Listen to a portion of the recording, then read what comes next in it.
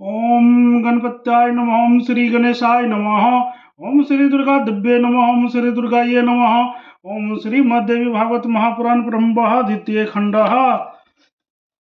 तुमे माता च पिता तुमेव, तुमेव बंधु च सखा तुमेव, तुमेव विद्याधनं तुमेव, तुमेव शर्मं देव देव। ओम नमः चंडिकाय नमः। ओम श्री दुर्गा दिव्ये नमः। ओम श्री दुर्गाये नमः। समस्त देवताओं के तेज से भगवती महिष मर्दिनी का प्रकट और उनके द्वारा महिषासुर का वध, शुंभ निशुंभ का अत्याचार और देवी द्वारा चंड मुंड सहित शुंभ निशुंभ का वध।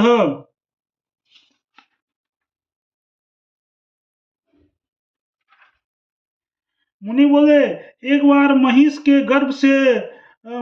के गर्भ से उत्पन्न महान बलशाली तथा पराक्रमी महिषासुर सभी देवताओं को पराजित करके संपूर्ण जगत का स्वामी हो गया।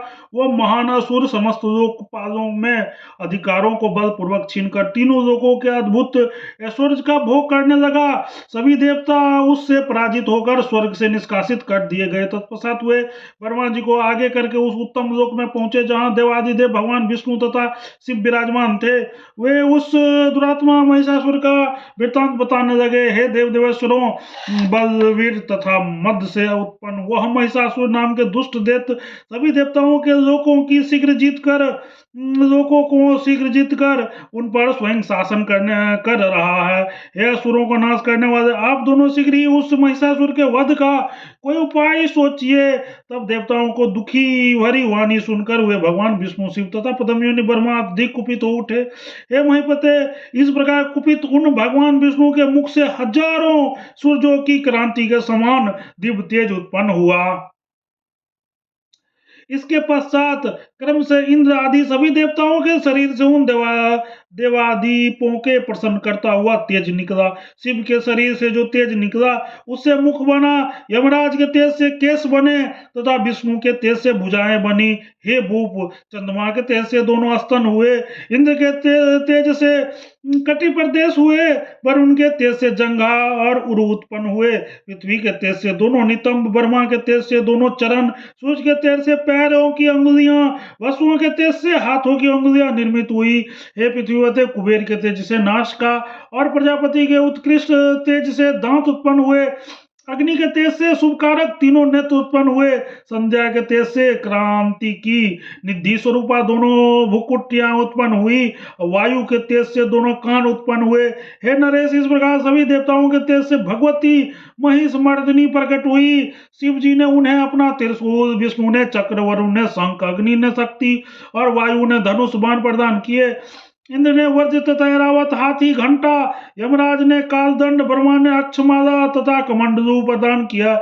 हे पृथ्वीपते, सूर्य ने देवी के रोम छिद्रों में अपनी रश्मि मालाओं को संचार किया। काल ने देवी को तलवार तथा स्वच्छ ढाल दी। हे राजन, समुद्र ने स्वच्छ हार, कभी जीर्ण न होने वाले दो वस्त्र, चूड़ामणि, कुंडल, कटक, बाजू, बुंद, विमल, अर्धचंद्र, नूपुर तथा गले में धारण किया जाने वाले आभूषण अति प्रसन्न होकर उन भगवती को प्रदान किए। हे धरणी पिते, विश्वकर्मा ने उन भगवतियों को अंगूठियां दी, हिमाचल ने उन्हें वाहन के रूप में सिंह तथा विविध प्रकार के रत्न प्रदान किए, धनपति कुबेर ने उन्हें सुरा से पूर्ण एक पान पात्र दिया तथा सर्वव्यापी भगवान शेष नाग ने उन्हें नागहार प्रदान किया। इसी प्रकार सभी समस्त देवताओं ने जगन्मयी भगवती को सम्मानित किया। इसके बाद महिषासुर द्वारा पीड़ित देवताओं ने जगत की उत्पत्ति के कारण स्वरूपनी उन महेश्वरी महाभगवती की अनेक स्तुतियों से स्तुति की। उन देवताओं के स्तुति सुनकर देव पूजित सुरेश्वरी महिषासुर के वध के लिए उस स्वर में गर्जना करने लगी। हे भूपते, महिषासुर ने उन नाद से चकित हो उठा और अपने सभी सैनिकों को साथ में लेकर जगतधात्री भगवती के पास पहुंचा। तत्पश्चात महिष नाम के प्रबल दानव अपने द्वारा छोड़े गए विविध शास्त्रों से संपूर्ण आकाश मंडल को आच्छादित करते हुए भगवती के सहित युद्ध करने लगा।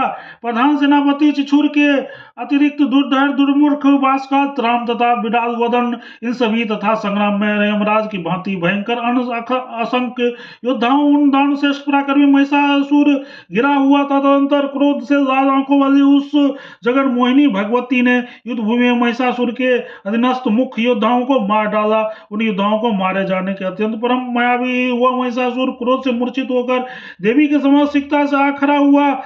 वह दानवेंद्र महिष अपनी माया के प्रभाव से अनेक प्रकार रूप धारण कर लेता था, किंतु वे देवी अपने सभी रूपों को नष्ट कर डालती थी। तब अंत में महिष का रूप धारण किए हुए उस देव पीरक तथा देवगणों के लिए यमराज महिषासुर को पास में दृढ़ता पूर्वक बांधकर भगवती ने अपना खड्ग से उसका सिर काटकर पृथ्वी में गिरा दिया। इससे दानवीय सेना हाहाकार मच गया और उस शेष सेना दसों दिशाएं भाग गई। समस्त देवगण इसके अति प्रसन्न होकर देव देवेश्वरी भगवती की स्तुति करने लगे। महिषासुर का वध करने वाली देवी महालक्ष्मी का इस प्रकार प्रादुर्भाव हुआ था। हे राजन, जिस प्रकार सरस्वती का आविर्भाव हुआ, अब आप वह वृतांत सुनिए। एक समय की बात है, अपने मद तथा बल का अहंकार करने वाला शुंभ निशुंभ दैत्य था। महान बल तथा पराक्रम से संपन्न निशुंभ नाम के उस एक भाई भी था। हे नृप, उस शुंभ के संतापित सभी देवता राजविहीन होकर हिमाचल पर्वत पर जाकर सदापूर्वक भगवती के शरण करने लगे। देवता बोले, हे भक्तों का कष्ट दूर करने वाले परम दक्ष देवेश्वरी, हे दानवों के लिए यमराज स्वरूपनी, हे जरा मरण से रहित, हे अनज्ञ आपकी जय हो। हे देवेश्वरी, हे भक्ति से प्राप्त होने वाली, हे महान बल तथा पराक्रम वाली, हे ब्रह्मा विष्णु महेश स्वरूपनी, हे अनंत षोडश साधनी, हे सृजन तथा पालन करने वाली, हे संहार करने वाली, हे क्रांति पर्दे, हे महातांडव में प्रीति रखने वाली, हे मोददाई के, हे माधवी, हे देव देवेश्वरी, आप हम पर प्रसन्न हो जाइए। हे करुणानिधि, प्रसन्न होइए। हे शरण में आए हुए प्राणियों के दुख का नाश करने वाले शुंभ तथा निशुंभ से उत्पन्न महान भाई रूपी अपार समुद्र से हम शरणागत देवताओं का उद्धार कीजिए। हे महाराज सूरत, इस प्रकार उन देवताओं के स्तुति करने पर हिमादि तन्या पार्वती प्रसन्न हो गई और बोली, आप लोग इस स्तुति का उद्देश्य बताइए। इसी बीच उनके शरीर से कोष से जगन्ध्वंद्वा कोशिकी देवी प्रकट हुई और वे बड़ी प्रसन्नतापूर्वक देवताओं से कहने लगी, हे सूर्यश्रेष्ठ उत्तम स्वरूपनी, मैं आप लोगों की स्तुति से प्रसन्न हूँ, अतः आप लोग वर मांग लीजिए। देवी के ऐसा कहने पर देवताओं ने इस प्रकार वर मांगा। शुंभ नाम के प्रसिद्ध दानव है तथा निशुंभ नाम वाला एक लघु भ्राता भी है। उस बलवान दैत्य ने अपने पराक्रम से तीनों लोगों को आतंकित कर रखा है। हे देवी, उसका वध का कोई उपाय सोचिए, क्योंकि भगवती वो कुतिष्ठ आत्मा वाला दानवेंद्र शुंभ अपने बल से हमें अपमानित करके सदा पीड़ित करता रहता है। श्री देवी बोली, मैं देवताओं के शत्रु शुंभ तथा निशुंभ को मार गिराऊंगी, आप लोग निश्चिंत रहिए, आप लोगों का कल्याण होगा। मैं आप लोगों का कंकट रूप दैत्य का विनाश अभी करती हूँ। इंद्र सहित सभी देवता ऐसा कहकर करुणामयी देव देवेश्वरी उन देवताओं को देखते देखते शीघ्र अंतर ध्यान हो गई। तत्पश्चात सभी देवता हर्षित होकर सुमेरु पर्वत की सुंदर कंदराओं से चले गए। इधर शुंभ निशुंभ के चंड मुंड नाम के दो सेवक ने उन देवी को देख लिया। तब उन दोनों चंड मुंड नाम वाले दानव सेवकों ने संपूर्ण लोक में मोहित करने वाले सर्वात सुंदरी भगवती को देखकर अपने राजा शुंभ के पास जाकर उनसे कहने लगा, हे देव, समस्त असुरों में श्रेष्ठ, हे रत्नों का भोग करने योग, हे मान प्रदान करने वाले, हे शत्रुधन, हम दोनों ने अभी भी एक अद्वितीय कामनी को देखा है, उसके साथ भोग करने योग एकमात्र आप ही है। अतः इस समय सुंदर अंगों वाली उस स्त्री को ले आइए और सुखपूर्वक उसका भोग कीजिए। जैसी मनोहर वो स्त्री है, वैसे न असुर है, न नारी है, न गंधर्व नारी, न दानव नारी, न मानव नारी, न तो कोई देव नारी ही है। इस पर अपने सेवकों की बात सुनकर शत्रु के बल का मर्दन करने वाली शुंभ ने सुग्रीव नाम के दानवों को दूत के रूप में भेजा। उस दूत ने तत्काल भगवती के पास पहुंचकर शुंभ की जो बात कही थी उस वृत्तांत को आदरपूर्वक यथाविधि देवी से कह दिया। हे देवी, शुंभ नाम के असुर तीनों लोकों के विजेता राजा हैं। सभी रत्न सामग्री को भोग करने वाले उन शुंभ का सभी देवताओं भी सम्मान करते हैं। उन्होंने जो कहा उससे मुझसे सुनिए।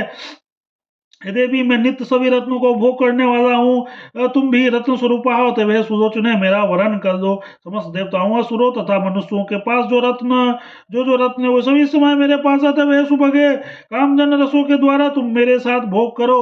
देवी बोली, हे दूत, तुम दैत्यराज शुंभ के लिए प्रिय तथा सत्य बात कह रहे हो, किंतु मैंने पूर्व काल में जो प्रतिज्ञा की है वो भी मिथ्या कैसे हो सकती है? हे दूत, मैंने जो प्रतिज्ञा की है उसे तुम सुनो। मेरा अभिमान चूर कर देगा जो मेरे बल को निष्प्रभावी बना देगा। मेरे समान बलशाली होगा वही मेरा साथ भोग करने का अधिकारी हो सकता है। तब हे असुराधिपति, मेरी यह प्रतिज्ञा को सत्य सिद्ध करके तत्काल मेरा प्राणी ग्रहण कर दें। इस लोक में ऐसा क्या है जिससे वो नहीं कर सकता? इसलिए हे महादूत, तुम जाओ अपने स्वामी से आदरपूर्वक यह बात कहो। वह अत्यधिक बलवान शुंभ मेरी प्रतिज्ञा से अवश्य सत्य सिद्ध कर देगा। महादेवी के वचन सुनकर उस दानव दूत ने आरंभ से लेकर अंत तक देवी का वृतांत शुंभ से कह दिया। तब दूत की अप्रिय बात सुनकर महाबली दानवराज शुंभ अत्यधिक कुपित हो उठा। तत्पश्चात उस दानवपति बलशाली शुंभ ने धर्माक्ष नाम के दैत्यों को आदेश दिया, हे धर्माक्ष, सावधान होकर मेरी बात सुनो। तुम उस दुष्टों को उसके केस पास पकड़कर शीघ्र मेरे पास ले आओ। अब तुम मेरे सामने शीघ्र चले जाओ। ऐसा आदेश प्राप्त कर वह महाबली दैत्य से धूम्रलोचन 60,000 असुरों के साथ लेकर चल पड़ा और श्री देवी के पास हिमाचल पर्वत पहुंचकर उसने ऊंचे स्वर में देवी से कहा, हे कल्याणी, तुम शीघ्र ही महान पराक्रमी शुंभ नाम के दैत्यपति का वरण कर लो और सभी प्रकार के सुख भोग को प्राप्त करो, अन्यथा तुम्हारे केस पकड़ कर मैं तुम्हें दैत्यराज के पास ले चलूंगा। देव शत्रु दैत्य के ऐसा कहने पर भगवती ने कहा, हे महाबली दैत्य, तुम जो बोल रहे हो वो तो ठीक है, किंतु यह बताओ कि तुम्हारे राजा शुंभासुर तथा तुम मेरा क्या कर लोगे? देवी के ऐसा कहने पर दैत्य सेनापति धर्माक्ष शस्त्र लेकर बड़ी तेजी से देवी की ओर दौड़ा, किंतु महेश्वरी ने उससे हुंकार मार से तक्षण भस्म कर दिया।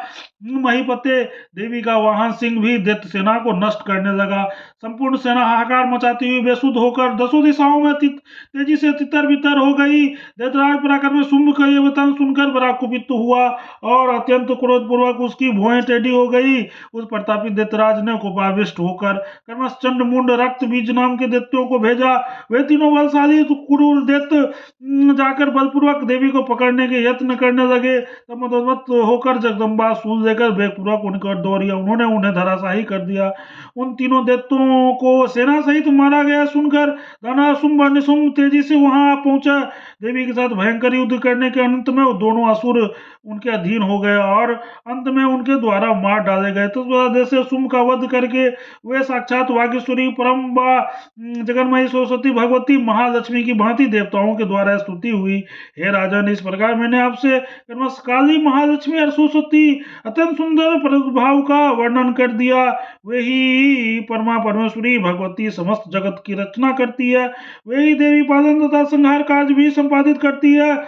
हे राजन, आप संसारिक मोह दूर करने वाली उन्हीं पूज्यात्मा महामाया देवेश्वरी का आश्रय लीजिए, वही आपका कार्य सिद्ध करेंगे। श्री नारायण बोले, हे मुनि, सुमेधा की बात सुन, परम सुंदर बात सुनकर रह सूरज सभी वांछित फल प्रदान करने वाली भगवती के शरण में गए। निराहार रहते हुए एकाग्रचित्त होकर संयत आत्मा वाले राजा सूरत तन्मस्तक होकर देवी की पार्थिव मूर्ति भक्ति पूर्वक पूजा करने लगा। पार्थिव मूर्ति की भक्ति पूर्वक पूजा करने लगे। पूजा की समाप्ति पर उन्होंने देवी को अपने शरीर से रक्त से बलि प्रदान किया। तब दयामयी जगन्माता देवेश्वरी प्रसन्न होकर उनके समझ प्रकट हो गई और कहने लगी, वर मांगो। इस पर राजा सूरत ने महेश्वरी से अपने मोह का नाश करने वाले उत्तम ज्ञान तथा निष्कंठ राज की याचना की। देवी बोली, हे राजन, मैं आपको वर प्रदान करती हूँ कि इसी जन्म में आपको निष्कंठ राज तथा मोह का नाश करने वाला ज्ञान प्राप्त होगा। हे भूपाल, अब आप अपने दूसरे जन्म के विषय में सुनिए। आप उस जन्म में सूर्य के अंश से जन्म लेकर सावनी मनु होंगे। मेरे वरदान से आप उस जन्म में भी मंत्र का स्वामित्व, आदित्य पराक्रम तथा बहुत ही संतानें प्राप्त करेंगे। ऐसा वर देकर भगवती उस समय अंतर ध्यान हो गई। वे राजा सूरत भी दैत्यों के अनुग्रह से मंत्र के अधिपति हो गए। है साधो, इस प्रकार मैंने सावनी मनु के जन्म तथा कर्म का वर्णन कर दिया है। इससे पढ़ने तथा सुनने वाले व्यक्ति भगवती की कृपा प्राप्त कर लेता है। इति श्रीमद् भागवत महापुराण संहितायां दशम स्कंदे देवी चरित्र सहितं सार्वणी मनु वृत्तांत वर्णन नामो 12वां अध्याय। ओम तत्सत। प्रेम से बोलो जगत जननी जगदम्बा माता की जय, दुर्गा महारानी की जय। दुर्गतनाशनी दुर्गे जय जय, काल विनाशनी काली जय जय, उमा रमा बरमानी जय जय, सीता रुक्मिणी